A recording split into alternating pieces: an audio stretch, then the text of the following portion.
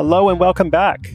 I'm your host, CHRIS GUILLEBEAU. You're listening to Side Hustle School, where every day you'll hear a different story of someone who starts a hustle without quitting their day job. And usually in a limited amount of time, because if you're like me and the people that we feature on the show, you're pretty busy. Now, today's story is really fun. It's about a California government employee who becomes a part-time wedding photographer by posting an ad on Craigslist. Now, yesterday, you heard about a man who creates a $3,000 a month hustle by answering people's questions about cruises. Today's story has a similar result. That government employee you'll hear about also makes actually more than $3,000 a month from his hustle, but in a very different way, by providing a service. So remember, we talked briefly last week about different categories of hustles. There's a product, service, also reselling, affiliate, the arts, other stuff we haven't even got into yet. Now, it's not that any one category is better in general, but one side hustle category is probably better for you. So pay attention as we go along and see which stories resonate the most with you, both in terms of what the featured side hustler is doing, as well as how they're doing it. And now our story.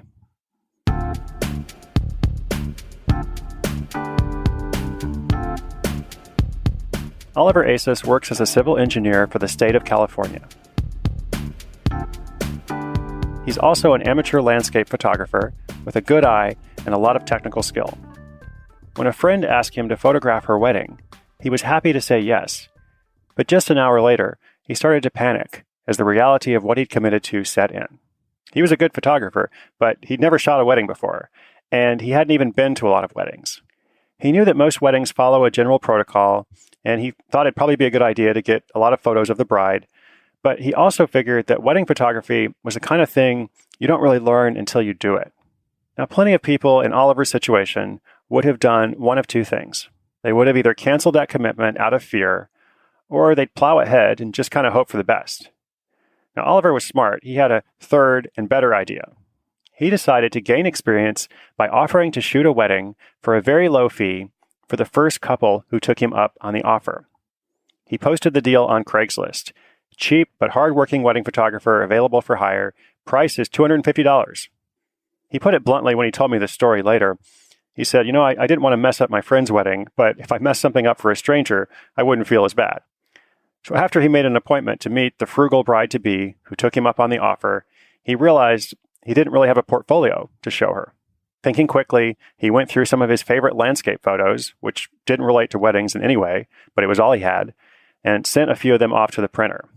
Since he didn't know what to charge and the whole thing was an experiment, he figured that at that point, it didn't matter. Well, fortunately, he didn't mess up the stranger's wedding. He actually did a great job. It was a learning experience that gave him more confidence for the next one, and the bride loved the photos. That first gig paid just $250 for a lot of work, and then his friend paid him $500 for hers the next month. But now, with more experience and a portfolio of actual wedding photos, he quickly became able to charge a lot more. So he now does at least one wedding a month for a starting price of $3,500.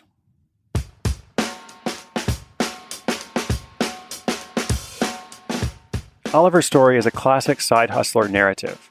He didn't know how to do something, so he figured it out. He knew he was a good photographer, he had the technical skill, he was also good at working with people, so for him, it was just a matter of understanding the protocol, the process of good wedding photography, the best practices, and he gained that initial experience through his Craigslist wedding. This story also illustrates an important side hustle principle: start before you're ready, and then improve or improvise even as you go along. Oliver didn't get caught up in lots of administrative details. As he grew, as he improved his skills, he focused entirely on the customer experience. And then later, as he grew his hustle, he also raised his prices to a much more reasonable amount. So these two areas, helping people more and making more money, should be your focus as you prepare to launch your hustle. And you as a hustler, you have an advantage over full-time business owners, people who want to be entrepreneurs, quote unquote. Your advantage is that you don't have much time to waste because you are busy. You have other responsibilities. And so as you build your hustle, you really want to focus on those essentials, on helping people more, making more money. That's what Oliver's done. And if he wanted to, this hustle is going so well, he could probably do it full time. If he did 2 weddings a month instead of just one, he'd make more than $80,000 a year from it. But for now, at least, he's happy with his job. And he's also very happy about the ability to take wedding gigs and make more money whenever he needs. Well, it may not happen exactly like that for you, but if you listen to these stories and you start applying them to the hustle you're going to build this year, you will see results over time. Remember, inspiration is good, but inspiration combined with action is so much better. And hey, by the way, you don't want to miss tomorrow's story.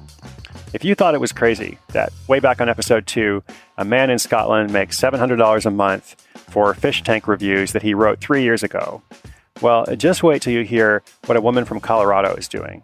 I had to verify that this was an actual thing because at first I thought someone was playing a joke on me, but it's no joke. Pretty crazy story. So make sure you're subscribed to the show in iTunes. You can also follow it on Spotify. You can just come straight to sidehustleschool.com so you get notifications when new episodes are out. They go live at 6:01 a.m. Eastern Time every single day. I hope to see you then. I'm Chris Guillebeau. This is Side Hustle School.